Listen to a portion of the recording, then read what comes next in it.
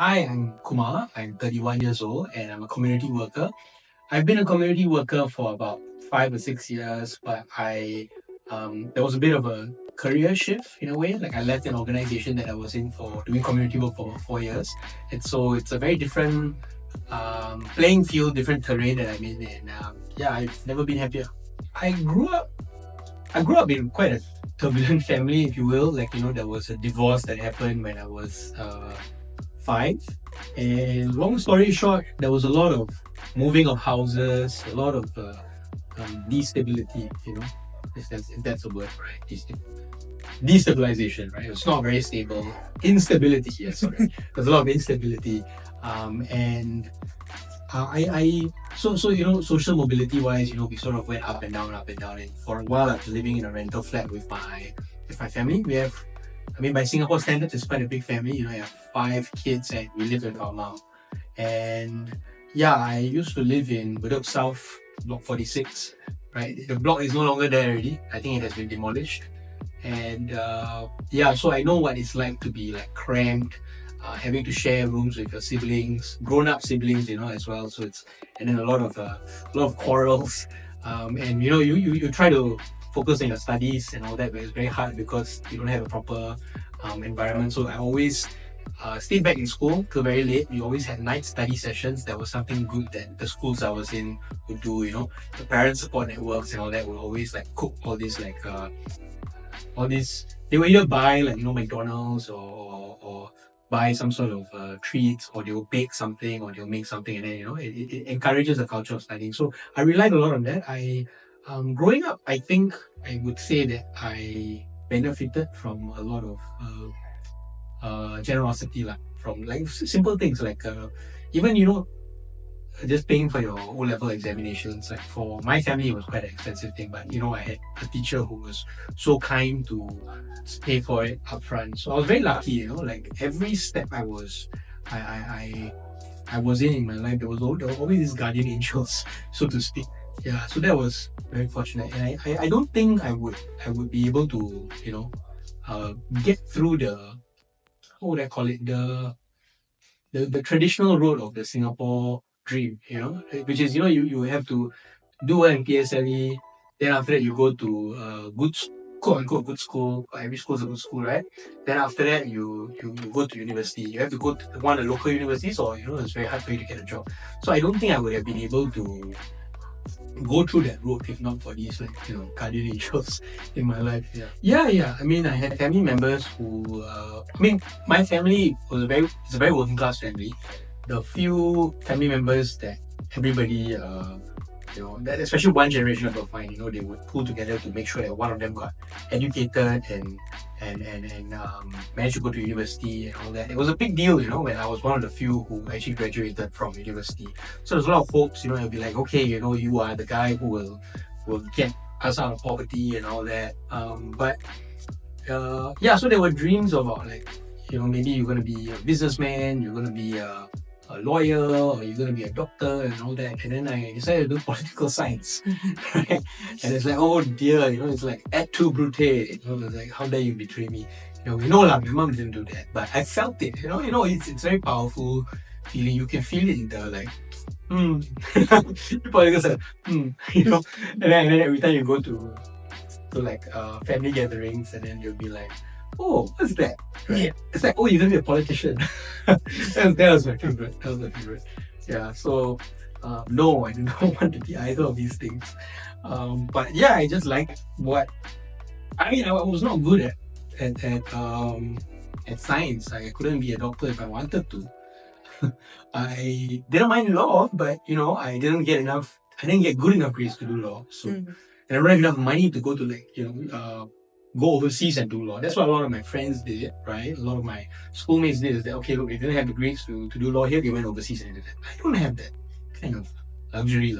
So I just decided to do what I could, and I wanted to do something that I felt comfortable in, I felt that I was reasonably competent in, and I liked history, I liked literature, so it was between literature and political science. And I heard people got jobs after. I actually wanted to do a diploma, right? I was into psychology. But then my worry was, this was, whether I wanted to go to junior college or not after O levels, right? It was, and I felt that like if I go to poly, it might not be so easy for me to go to university because you needed to get a very good GPA, and university, like if you go to JC, it's a bit easier. Yeah.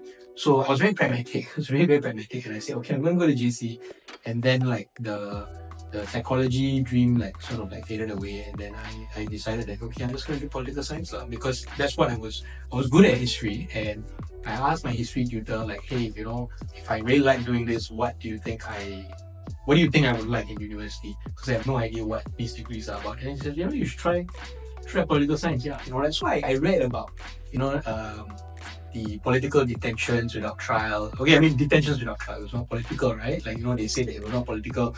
It was done because of security reasons and all that. So when I read about a lot of that, then there were different accounts, and I didn't know what to make of it. And then what happened was, as I got further and further into like studying it, I realized like, oh, okay, like certain things are true and certain things are not, and then I developed, I think, a curiosity, I would say, like to interrogate, to inquire, like what's really going on, and then I invited like a bunch of I went to a film screening, right? The film screening was, me and my friends were just looking for something to do in the weekend, and the projector was showing 1987 Operation Spectrum, right? It's actually the film about a detention without trial of about, I think, 22 social workers and Catholic workers, and I was like, what's that? I was like, you mean this happened in Singapore? I don't know that. So I went and watched it, and it was this harrowing accounts of the detainees, just narrating what actually happened and actually what the government actually said about it, and then that really stirred something in me, and I was like, oh, that's really sad, right, that this happened. And I was looking for. I was also at the same time I was in a residential college at that time in US, and we had all these like filmed. Basically students were free to like host film screenings and all that. We were like, hey, me and my friends were like, hey, why don't we ask the director whether he wants to do a screening on campus? And so he did, and then he also invited the people who were detained without trial, and so then we had a very good discussion with these detainees, former detainees. I mean, you find out more about the human behind it, and you realize, wow, there's a lot of things that we're not told, and then there's a lot of power relations, underneath everything. Like I that's why I think I really hit me, like, don't just read what you read and take it wholesale, right? We have to really understand what are the intentions behind it and all that. So after doing that, and then a lot of discussions happened, like, hey, that was very good, why don't we do more of this? So then gradually I went into an organization on campus also, which started doing a bit of like what we call political education on campus, right? Educate people about their constitutional rights, but also we would be making comments about legislation that will come up. So we got very interested in the Films Act, which gives the police certain powers to seize things and so on, and that's when I was alerted. I was reading laws and I was like, oh my god, it's quite interesting. Basically that journey, like, so I ended up being as a student organization, we also engaged the government on some of these things before it became law, and I also interned, like around the same time, I also interned at a migrant labour NGO, and that's where I also found out just how exploited migrant workers were in Singapore. And all these things caused a bit of a stir in me. And then I did my thesis on migrant workers. And after that, I really wished I could, pursue academia or do something in the NGO space, but there weren't many opportunities available.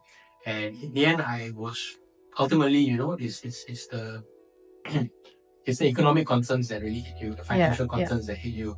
And I had no choice but to take a bank loan for my education. And to pay that off, I couldn't afford to take like a gap year or anything like that, or I couldn't afford to take a break and find and look for a job that really fits my purpose or passion or whatever. I couldn't do that. I had to get a job right away so that I can pay for my loans, right? My monthly, because otherwise the interest would accrue.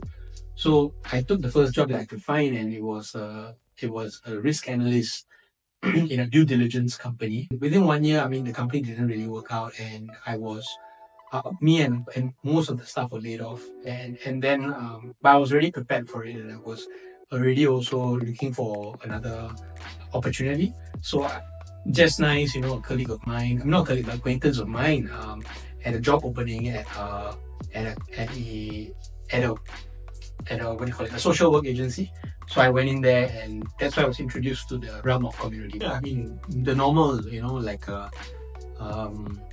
normal sentiment of, how much can you ascend in your career?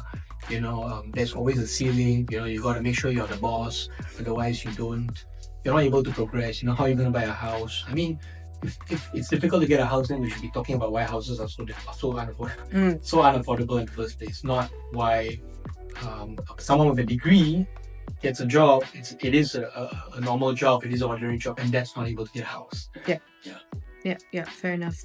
And when people do say some things like that, does it bother you? Have you felt like sometimes you just wish, this was kind of more of a norm rather than constantly chasing like the 5 C's? Right. I think that it used to be a problem for me when you're in a friend group, right? In my friend group, everybody is my older friend groups, right? Not that they're not my friends anymore, they're still my friends. It's just that we don't hang out as often, and I think it's because our lives have changed quite a bit, and our timings don't sync and all that. And I have friends who are like bankers, I have friends who are lawyers, I have friends who might be judges one day, I have friends who are in business, and they're earning like, wow, so much money.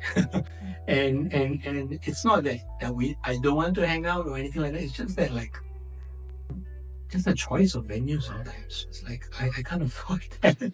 Right? And so I think it's important to I used to feel quite how would I say, demoralized. I used to feel like, oh, I should be like that, maybe then I have doubts about, okay, what am I doing actually? Am I really adulting correctly? Maybe I'm not. But then I realized that, and I realized this because I started having friends who were more like me, like economically.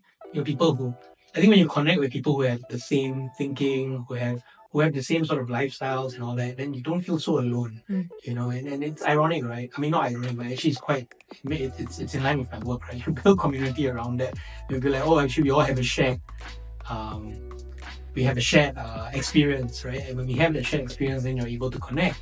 When you're able to connect, then you realize that, oh, actually we all feel that our happiness, our sense of alignment, with who we are and what we do is more important than the paycheck.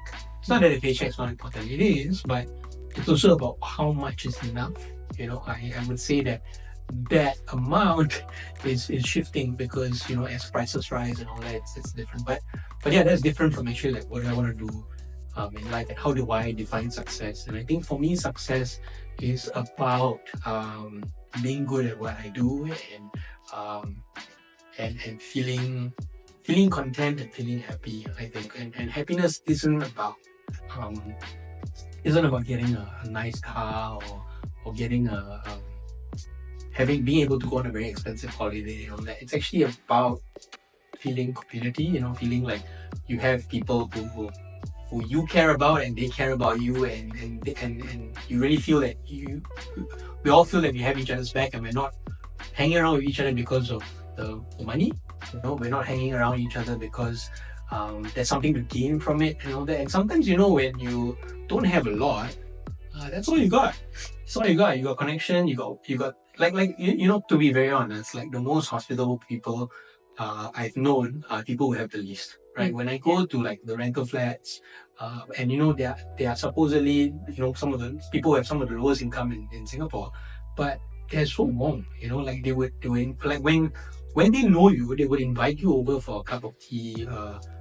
and they would get offended if you don't stay for dinner, right? And these are people who may not actually have enough for a meal the next day, but they were very hospitable, and sometimes actually very generous as well. So we often think that these people are the ones that always need money and all that, but actually, like, there are times. There was one time, actually, I remember this incident.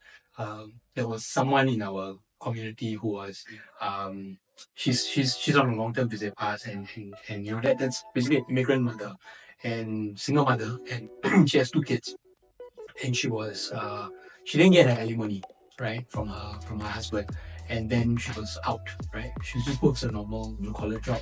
She was completely out. So what she did was she asked me, like, hey, is there any way that you think I can get $100 or something like that to last the rest of the rest of the month?